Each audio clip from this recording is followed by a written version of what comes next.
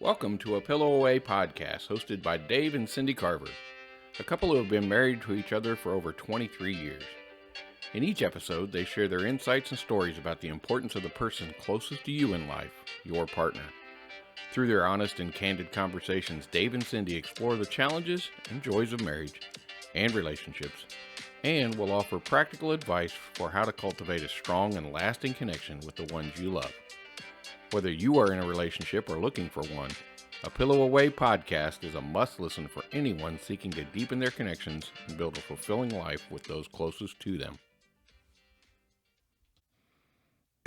So you're watching birds outside. Welcome to another A Pillow Away podcast with Dave and Cindy Carver. I am your co-host, Dave Carver, and the star of our show.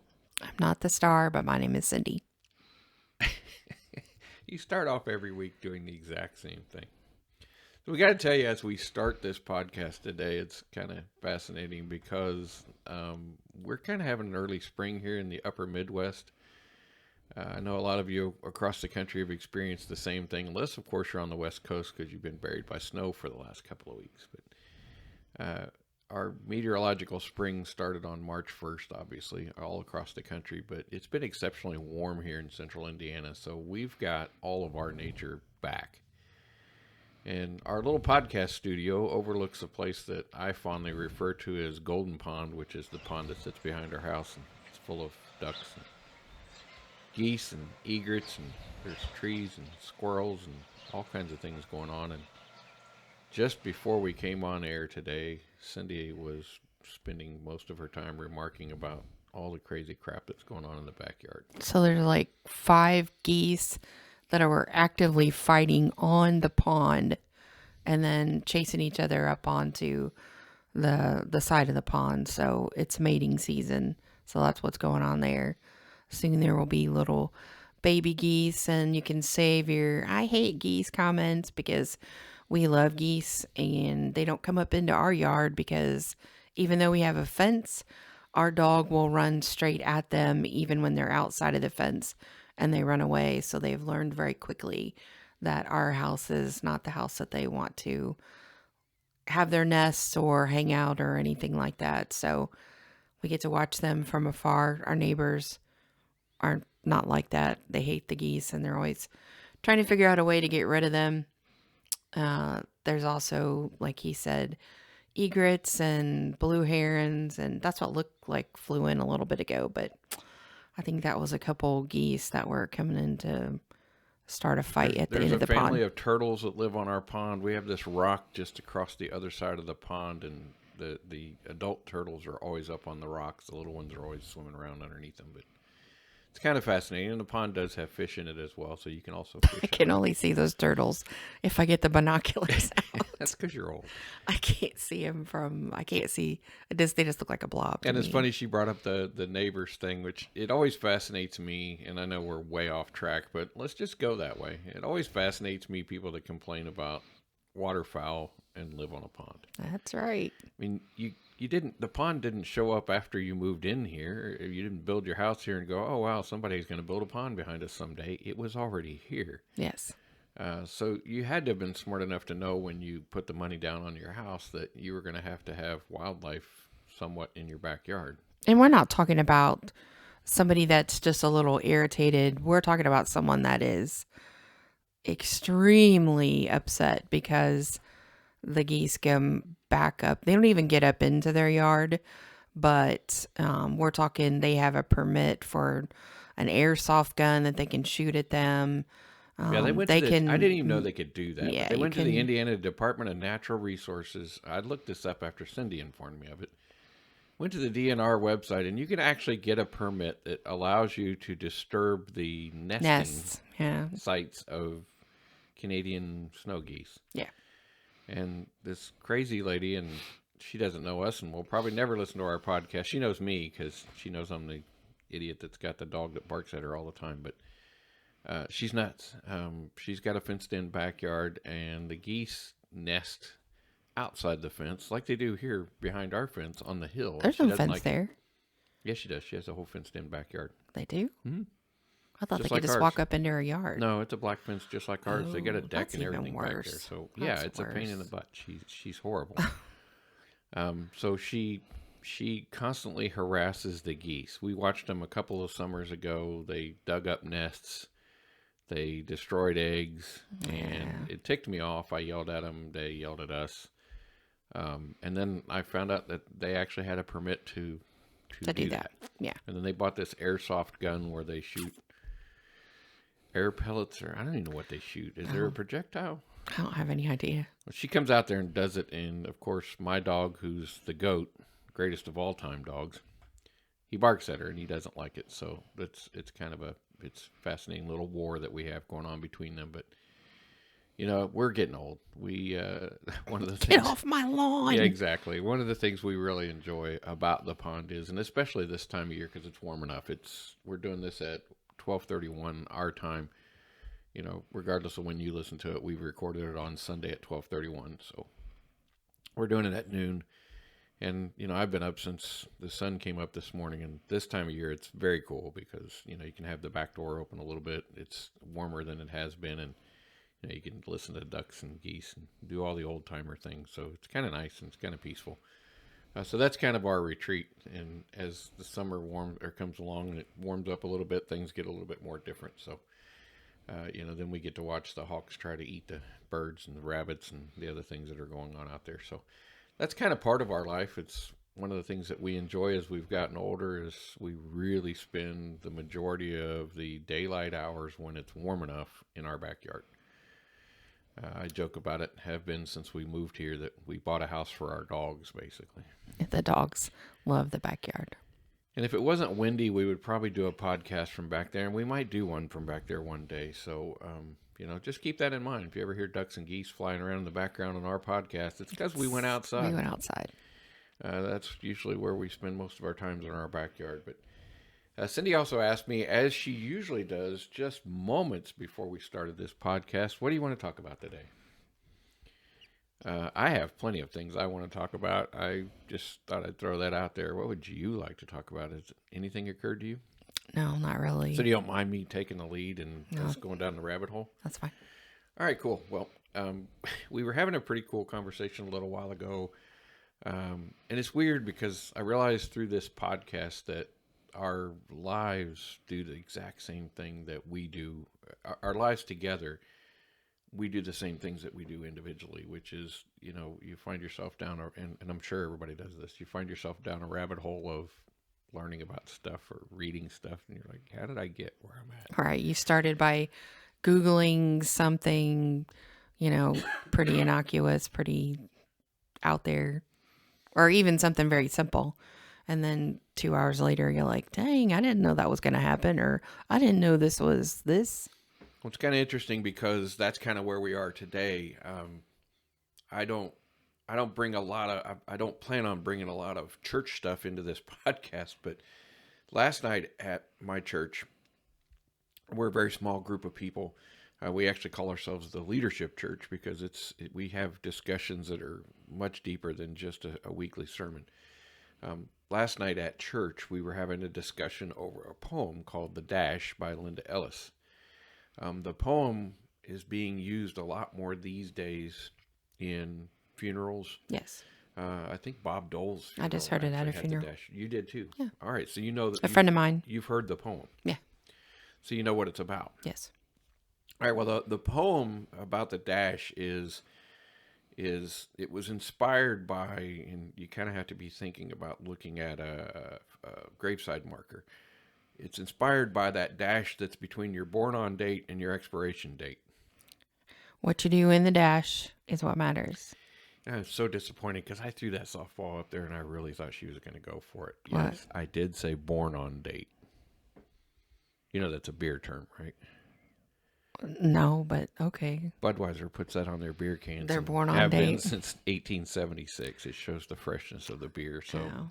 our beer drinking audience that's listening out there will understand what a born on date. All right. And I said expiration date, which is also a beer term, and I was referring to date of I death. might have zoned out for a second. Yeah, she did. Date of death. But it's about how you spend that dash between the two numbers. That's right. So we were having that discussion, and last night's discussion was centered on, whether there was spiritual or biblical truths along that dash discussion. Well, today, as usual, over coffee, we were sitting there having a conversation, and we got to talking about some of the things that this podcast was born for to begin with, which was we really want to talk about our experiences. And then there are so many people so far in the first month that have really enjoyed the part of the podcast that we both share similar experiences in the emergency response field. Cindy obviously being a dispatcher, and me being a police officer and a fire trainer at one time and a coroner at one time. So I've kind of done all of them other than paramedic. Never wanted to be a paramedic. Never really enjoyed that kind of work. Nope. Me neither. But we were discussing no shots, no blood, no. Yeah, it's kind of weird because of your background. She gets really creeped out when she sees stuff like that. I don't like stuff like that. Like on Chicago Fire, we watch that show all the time. Like I want to watch somebody cut their skin. Yeah. Now, if I had to do an emergency tracheotomy in the field, I know how to do it. I've watched a lot of ER. I've watched a lot of Chicago Fire. So you just make that little slit there, and you put a straw down in there. You got to be careful where you put it. Well, okay. You don't want to cut the vocal cord. Okay, well, that and what's the other one we know how to do? We know how to intubate somebody. Well, no, it's the other where you put it in your chest. You put it in the chest instead, and that's how you revive a collapsed right. But lung. what's that called? A thoracotomy. There we go. Yeah, well, that's straight out of ER, right? Yeah, it is. Because they did like a thoracotomy every week on that right, show. Exactly. And we're joking. We don't know how to do that, but I think we probably both could. I mean, I'm willing to try. If someone's gonna die, I'm willing to put that to the test. But you're gonna have to be on your deathbed. I'm gonna have to be the last resort. Let's put it that way. Well, where I was going with the dash thing was the concept of this podcast is very much like that. Using our dash experiences to help maybe others recognize. Wow, look at that! Using our dash experiences. And I don't mean like DoorDash, because we've both been dashers there. We have dashed.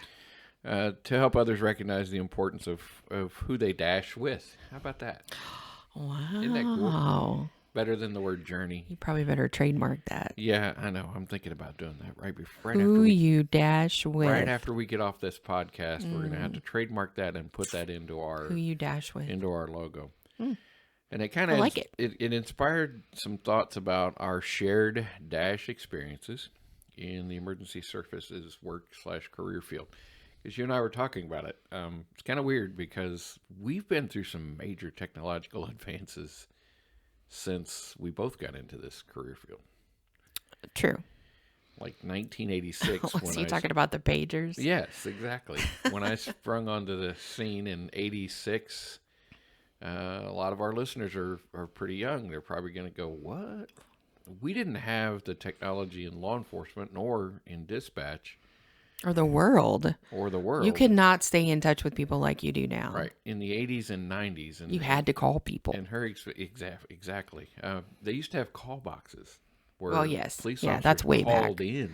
That's way back. And fireboxes, right, too. And fireboxes as well. That's way back. So, you used to have to call back and forth to get that kind I'm pretty sure your crap would burn before the firebox got somebody to you. By the time the message got to the fire department and it was dispatched Yeah. out, is that what you're saying? Unlike a 3 or 4 minute response time right now. Yeah, and it's amazing because, when you start thinking about your dash and you think about all the dashes of people that you've been connected with over the years and you think about where we are in the world today, it's fascinating because we criticize things nowadays. Like you just brought up response time. Every once in a while response time comes up and people throw an absolute god-awful fit because it took the fire department 5 minutes to get there. To me, that's fascinating because they're not thinking about the process of how I call in a fire. Oh, no. To the point of that fire truck getting there. And that process starts with Cindy. Somebody makes that call to the dispatch center.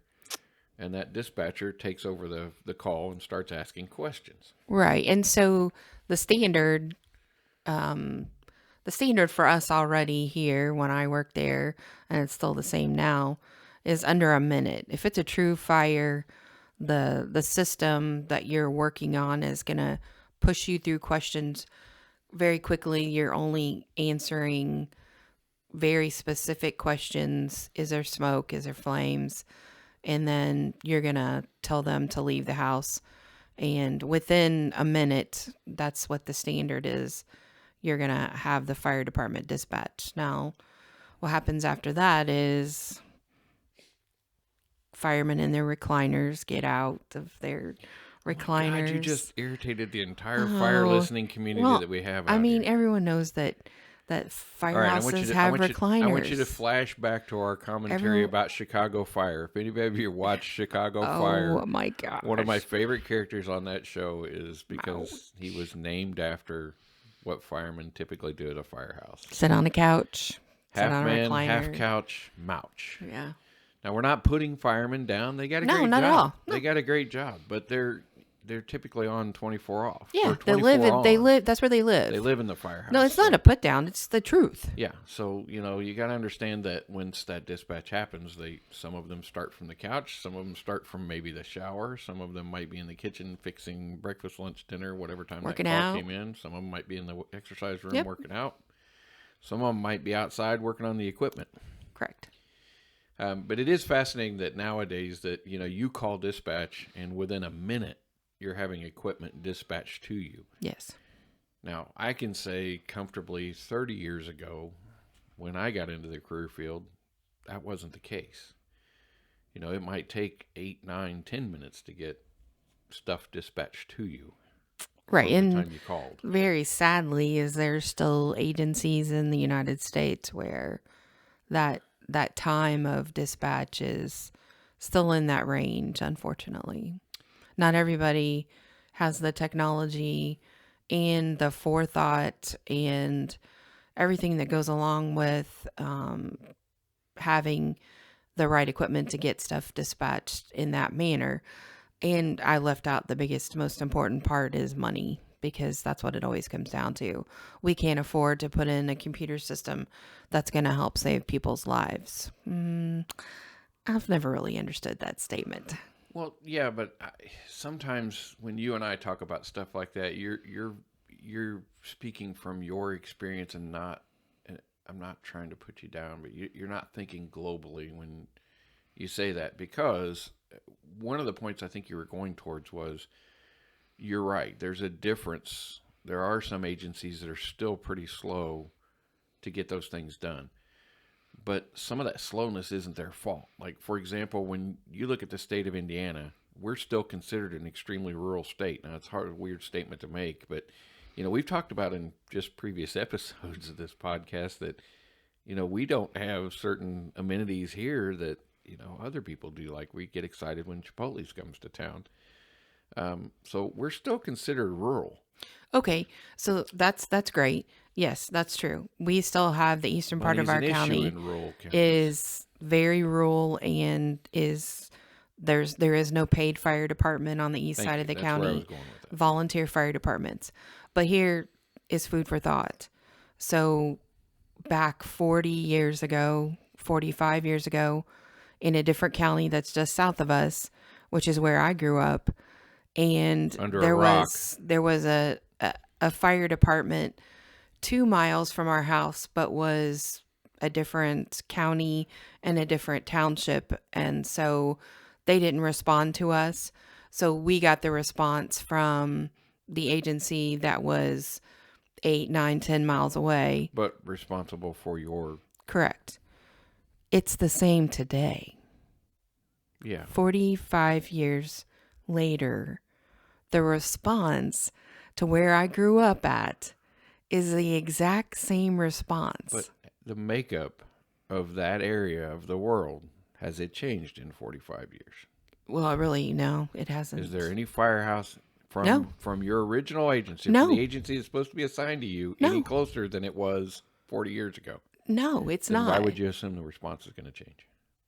I didn't assume. I'm just saying, this is my example. I know. This is rural America with volunteer fire departments.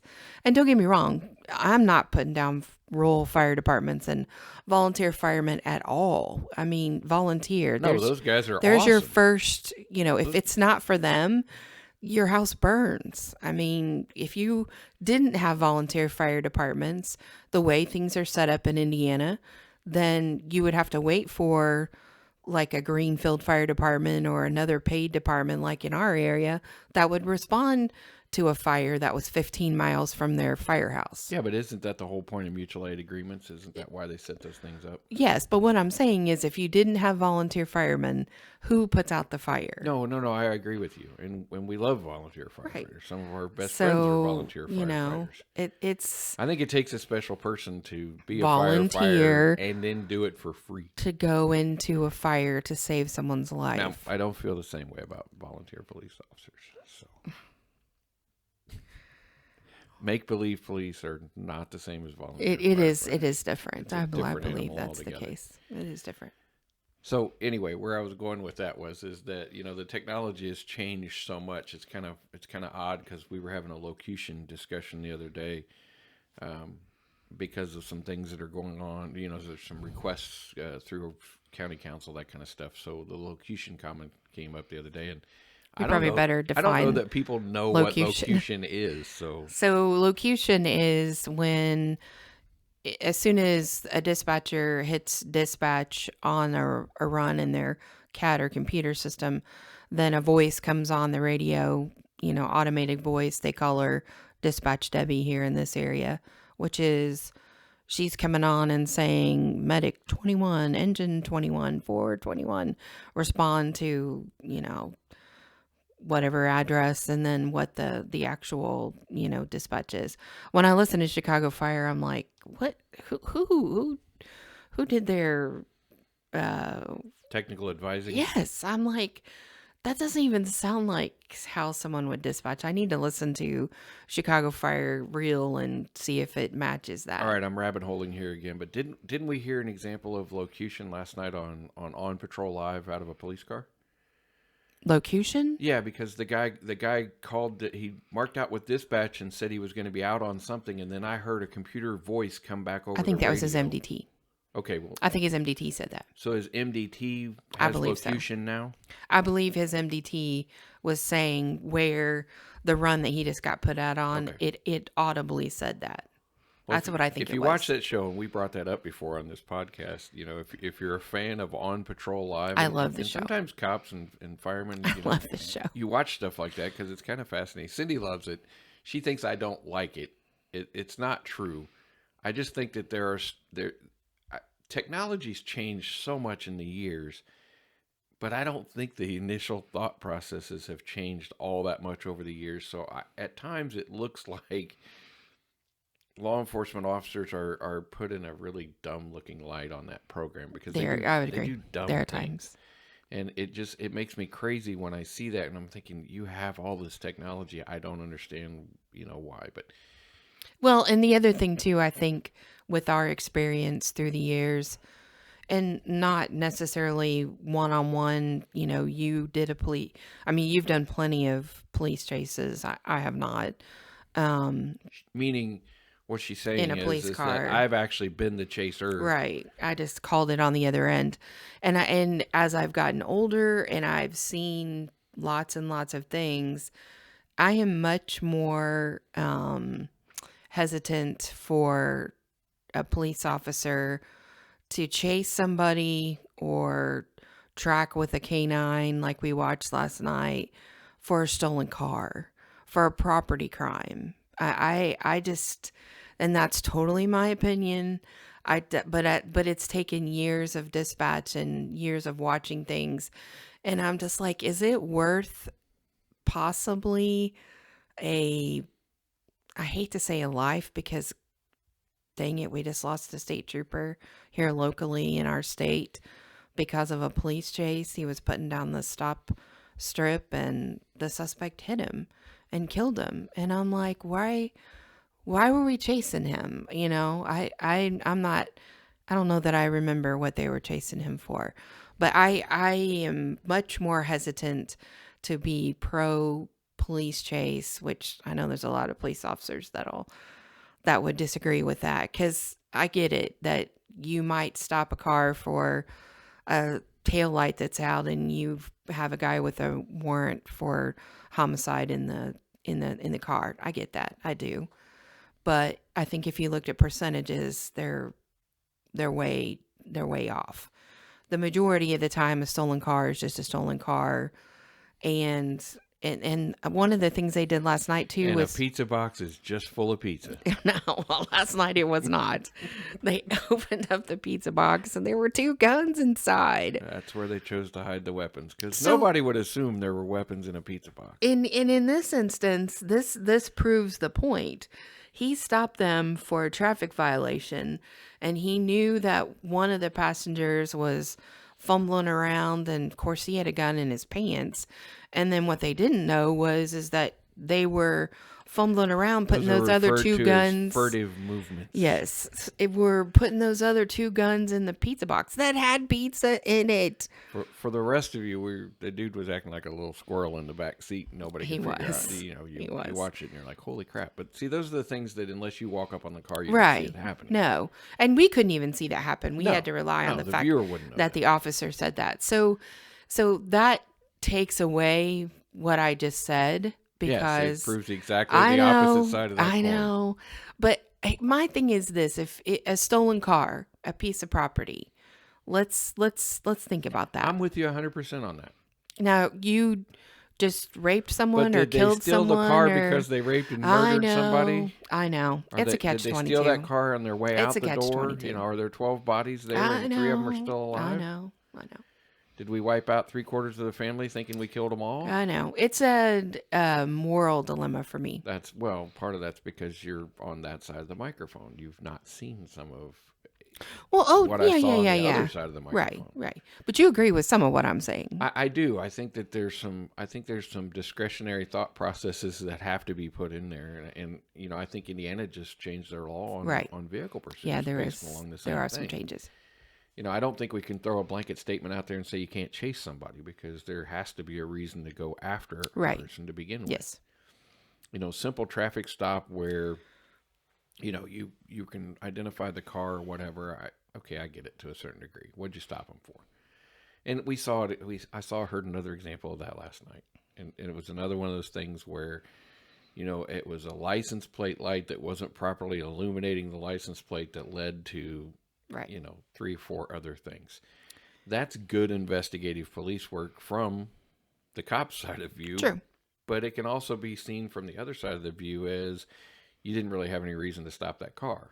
You did. It was a minor violation. Right. But anyway, we went way down that rabbit hole, and I really didn't want to go there. Where I was going with was the technology difference today is so much more than what it was in law enforcement, dispatching, etc., 30 some odd years ago. 40 years ago. And it's funny you said MDT, because I was going to bring that up in this line of conversation. Was they still have mobile data terminals, or I thought they were all laptops now? Well, yeah, that's what they call them. Right, but they're no. It's not that. But there's a difference. Right. So most agencies have a laptop that they consider the MDT, mobile data terminal. That laptop can be taken out of the car and taken into, a gas station, restaurant, station, for them to do reports, take it home with them to do reports, that type of thing. Right, but it's a dual thing. In the good old days, 30 years ago when they first came out, I can remember when Indianapolis first got MDTs. They were truly mobile data terminals, meaning they had extremely limited capabilities. Right. They didn't look like the laptops that we see nowadays. Right. They didn't have internet search capabilities. They didn't have any of that. You were basically running information. It was kind of a visual alphanumeric paging system. In fact, I think it was even and it allowed still DOS. Right. I don't even think it was. I think it still ran off of DOS because our CAD computer was DOS. DOS. Were the MDTs back then connected to NCIC and state data, or did that still have to be done through you guys, through dispatch? Man, I can't remember. See, I think it's the latter. I think it still had to be done through you guys before the advancement came and along, then it came through. And it changed, which is one of the differences between... Back then, it was more or less just a way to be able to pass the dispatch information on to you kind of like what a pager does, Right. but in a more visual way, and then Right. a way for you to be able to enter that information. You could enter information into it and send it back to dispatch that way. 'Cause You could you message. two are connected. You could message too. Okay, that's exactly right. Exactly. But that was the first form. Right. And nowadays it's evolved to what we all know, which is basically it's a laptop. It is a laptop. It's a laptop computer, but it has all of the software and everything. stuff in it that a dispatch center would have in it, minus a few things, right? I don't. Do you know, does it have EMD in it now? No. So it wouldn't have any There's of that no reason stuff. for But them they, to have But they that. could look that, yeah, well, maybe. No, never. So you don't think that there's any application on a rural location where somebody might be able to look up something like a emergency tracheotomy? Well, first of all, EMD doesn't tell you how to instruct how to do an emergency tracheotomy. Deliver a baby, yes. Stop them from I came choking. so close to delivering a I baby. was close. Neither one of us have gotten a know. stork pin. So that time has passed. Neither one of us got it. Cindy missed it for a short period of time. But again, we went way off subject and didn't complete going down the rabbit hole that we were going down. So we talked about MDTs, but prior to an MDT, we had pagers, which is Right. interesting because I had to ask the question. I don't even know if pagers still exist. They these do. days. Cindy I said think they did. I said I think that I've still seen hospital personnel with some type of pager, but it's not what it used to be. I don't know if you can. I don't know if you can communicate. It's like what was that first?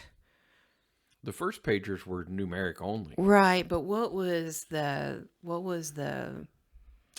Then they had an alphanumeric pager, which worked like a text. what is one of those first cell phones that was out that you could actually send messages with? I can't Cell think of phones? it. Well, but it was an electronic device. Like a BlackBerry? Yes, that's it. A BlackBerry. That's had what a I'm thinking BlackBerry. of. Yeah, it had little Right, everybody stylus. had a BlackBerry. Had a stylus, had the teeny Oh tiny my little buttons on it. gosh. It was a nightmare. Stylus, the worst thing ever invented. Yes. And you know, they still have stylus and they brought those back. Stylus are Well, back yeah, in but I'm business. never ever typing a message with a stylus. But I remember just the numeric pagers and how cool it was back then to have a numeric pager. And then we had to come up with our own ways of communicating. You remember one of the messages I used to send you all the time on a numeric pager? No, To this day, you still don't remember it. no, I don't. 3 numbers I used to send you all the time. Oh, when yeah, I was yeah. thinking of you. Yeah, What were they? 143. And what did 143 stand for? I love you, And why 143? because that's the number of letters in the words. Exactly. I is 1, love is 4, 3 is you. I think they got that. Well, no, I had to explain that because there might be some technologically, inept people on the radio. You know what 243 is? I doubt. We love you. Who would send 243? Well, because like a family, we love you, or a couple, we love you. I've never heard of 243 at all. Yep, I know someone who sends it. Today? Yeah. Through text? No. Well, no. Well, yeah, they probably do. Yeah. I just 243? I've never heard of that. 143 was pretty cool back then because we had our own little communication. you're like ticked off. Like 243. I've never heard of "We love you." Yeah. Who sends "We love you"? I don't know. I know someone who does. So Like you're sitting there with your child and you text daddy out on the No, road. no. "We love you." What are you no, talking I think about? it's more used as a family thing. "We love you." Mhm. That's goofy. All right.